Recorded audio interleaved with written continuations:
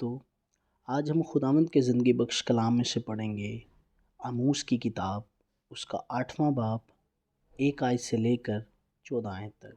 خداوند خدا یوں فرماتا ہے، پھر خداوند خدا نے مجھے رویا دکھائی اور کیا دیکھتا ہوں کہ تاپستانی میووں کی ٹوکری ہے، اور اس نے فرمایا آموس تو کیا دیکھتا ہے؟ میں نے عرض کی کہ تاپستانی میووں کی ٹوکری۔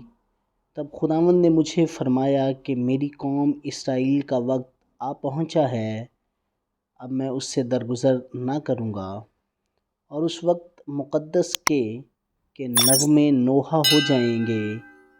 خداوند خدا فرماتا ہے، بہت سی لاشیں ہوں گی، وہ چپکے ان کو ہر جگہ نکال پھینکیں گے۔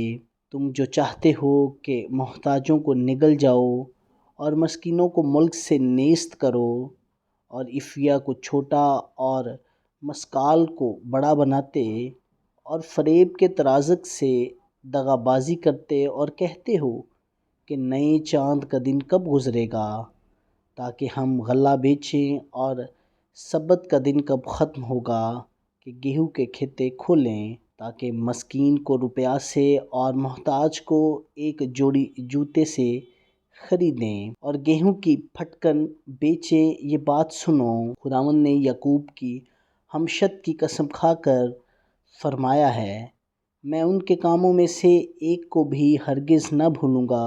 کیا اس سبب سے زمین تھر تھرائے گی اور اس کا ہر ایک باشندہ ماتم نہ کرے گا؟ ہاں، وہ بالکل دریائے نیل کی طرح اٹھے گی، اور وہ مصر کی طرح پھیل کر پھر سکڑ جائے گی۔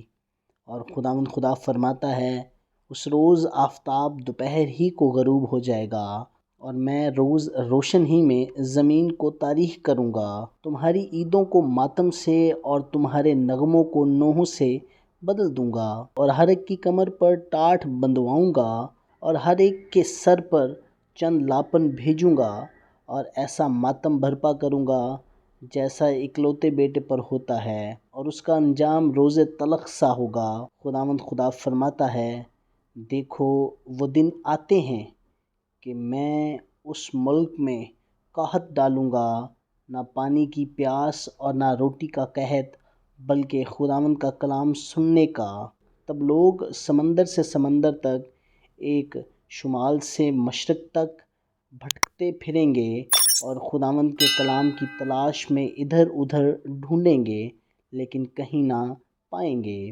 اور اس روز حسین کنواریاں اور جوان پیاس سے بے تاب ہو جائیں گے، جو سامریا کے بات کی قسم کھاتے ہیں اور کہتے ہیں کہ دان تیرے معبودوں کی قسم اور ببر سنا کے تاریک کی قسم، وہ گر جائیں گے اور پھر ہرگز نہ اٹھیں گے۔ خداوند کا پاک کلام پڑھا اور سنا جانا ہم سبوں کے لیے باعث برکت ہو۔ خدا کا شکر ہو، آمین۔